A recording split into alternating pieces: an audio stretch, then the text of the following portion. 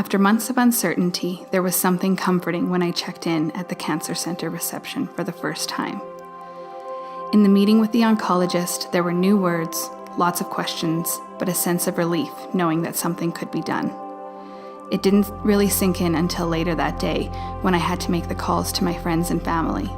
I could hear the heartbreak in my father's voice when I gave him the news. I had seen chemo on TV, but I never paid attention to the details.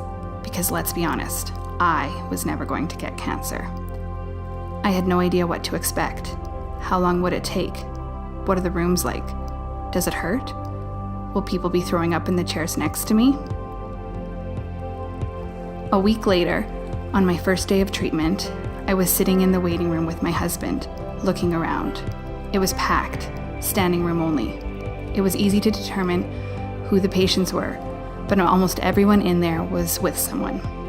People had blankets, large bags, some even carried coolers.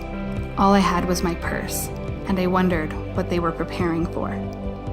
There was a table with a puzzle, and the people working on it were laughing. I felt like everyone knew something that I didn't. When my name was called, the nurse, knowing it was my first day, gave me a full tour of all the rooms, offered me a warm blanket, glass of water, and explained the process as I settled into a bed.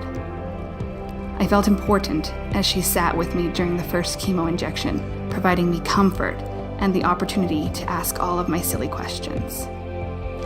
As soon as the treatment was over, I got really sick. That part was just like TV.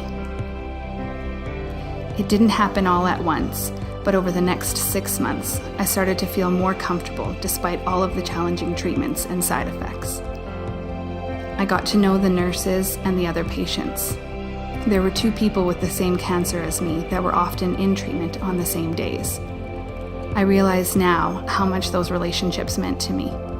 The people on the inside, sharing similar experiences, really helped me find the perspective that I needed to make it through.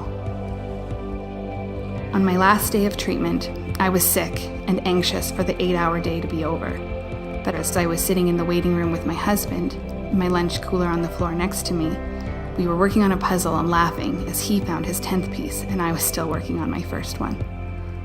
I know it was someone's first day, and they were probably wondering how people could look so comfortable and familiar in this terrible place.